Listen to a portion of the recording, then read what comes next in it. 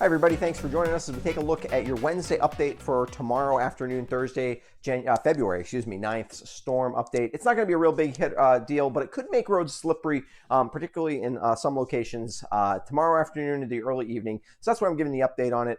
It's, again, not a real significant system, but something to keep an eye on as we go. Give you some updates on. Here is the storm getting going. Again, quite a bit of precipitation happening here, lots of moisture, and it looks like this is, maybe not the kind of storm that's going to give us a lot of rain. It does look like it's in positioned and the flow is such that you'd look for a cutter here, but there's really nothing. There's no cold air or high pressure to the north to kind of keep the contrast in air masses going, and so it's not really going to give an opportunity for this storm to continue to strengthen, and so it is going to throw moisture in our direction, but it's not going to have a lot of significant lift with it or anything like that. So precipitation is not going to be that significant. Quarter, maybe a third of an inch, up to maybe half an inch of a liquid equivalent precipitation in the most, which is enough to cause some problems. Obviously, if that falls with sleet and freezing rain, which some of it will, but it's not the kind of thing that we're going to be talking about next year or something as a big storm this winter. So a couple things about why we're going to get some frozen precipitation out of this. Mainly what's going to happen here, as you can see, it's a little faint on satellite imagery, but we do have clouds, a few high clouds today, but they're mostly dying out.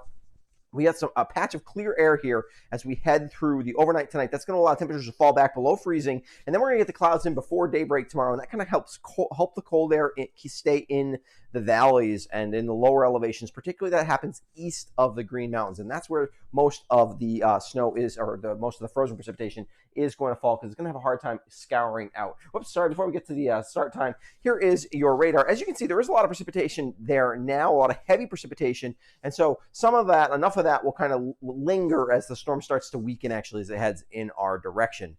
But again, no cold air here to tap. You see we're mild even up into Minnesota, even into Canada, really just over Quebec, but that's getting pushed out by this system. That's a little bit of that is kind of filtering down through overnight and mostly just kind of cooling off with those clear skies, which is why we're going to get set up for a little bit of frozen precipitation, but not that much. Let's take a look at your, that's the main, let's look at precipitation arrival time first.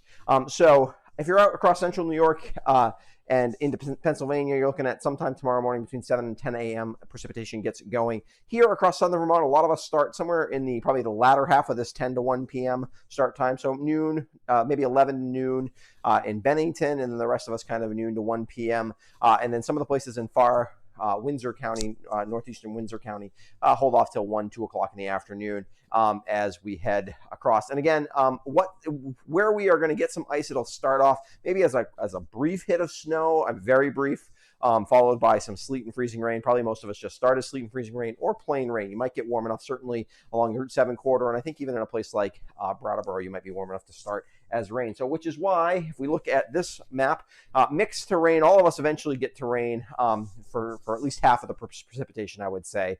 But rain kind of up the Route 7 corridor, I wouldn't be too worried about travel there.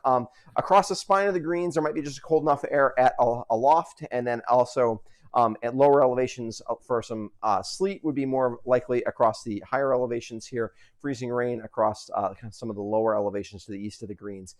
Again, could start off as a brief bit of snow as well. This is not a huge deal. It's just a coating basically of kind of an icy glaze coating before the rain washes it away. But roads could be slick anytime, basically from the start of precipitation tomorrow, so early afternoon through early evening, before we have a chance for everything to kind of melt, and you'll be fine on the roads, I would say, by 5, 6 o'clock in the evening, probably, if not earlier.